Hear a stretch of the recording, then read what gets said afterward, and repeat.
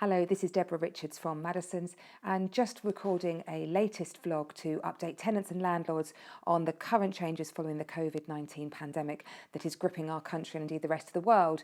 So important points for you if you are a tenant or a landlord.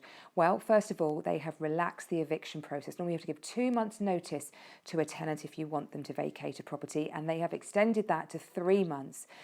They have also then advised that if you do have to enact eviction process, it's probably going to take a lot longer at the moment. The courts are going to be very busy with evictions. So we are certainly recommended that as much as possible we try to facilitate conversations between landlords and tenants to stop it getting to that real eviction process if it's certainly due to non-payment of rent.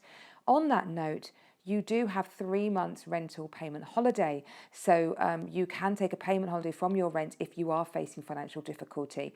But we're certainly speaking to our tenants who are asking for that and asking for evidence of their net income before this situation and certainly what it is now. It's not an automatic right and should only be done if you are facing real financial hardship. And of course, there's always the deposit that you could turn to help bolster that rent. A landlord who might be suffering non-payment of rent by a tenant, that 3-month mortgage holiday does extend to yourself if you have a buy-to-let property. So that can be a real help to a landlord at the moment who's not receiving regular rent from their tenant. What about gas safety checks and if we have to carry out essential works? Well, there's been a relaxation around the guidelines. Normally you have to get a gas safety check completed annually and certainly before a tenant moves in, but they have relaxed that at the moment if it can't be completed due to you not being able to get hold of an engineer or indeed a tenant being unwell with the COVID-19 or being in self-isolation because a family member has been.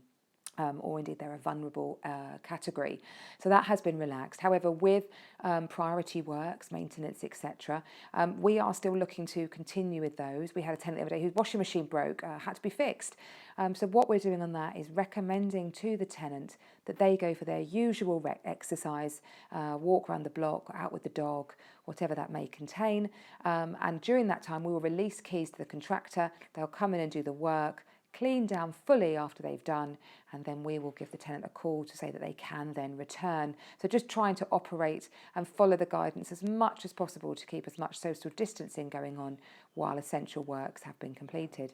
Rights to rent checks have been relaxed. You have to complete those in this country to be able to rent a property out to a private tenant, and the guidelines on that have been relaxed so you can work much more on scanned documents.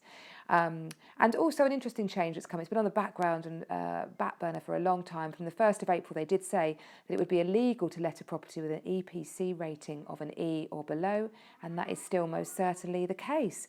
So we're just basically trying to protect tenants from living in properties that are very expensive to heat. So that has come into force on the 1st of April. Now, I am recording this on the 1st of April, so this advice is correct as at now. At this point, we are in lockdown still. We cannot do any viewings or any market appraisals. So if we have anybody who's interested in taking one of our rental properties, then we can certainly do virtual tours for them or talk them through the property as much as we possibly can. But for now, we cannot do any actual in-person viewings or indeed any market appraisals. But again, on the latter as well, very happy to do a Zoom call or a WhatsApp FaceTime call to do a tour of the property by the landlord, and then we can do a market appraisal on that. But overall, the guidelines obviously is stay at home and stay safe and only go out if it's absolutely essential, and that's what we're operating to at the moment. So if you'd like to discuss any of our rental properties or indeed properties for sale that you think you might like to rent for a while, the usual numbers do apply. Do get in touch and we'd be delighted to help. In the meantime, stay safe, stay home.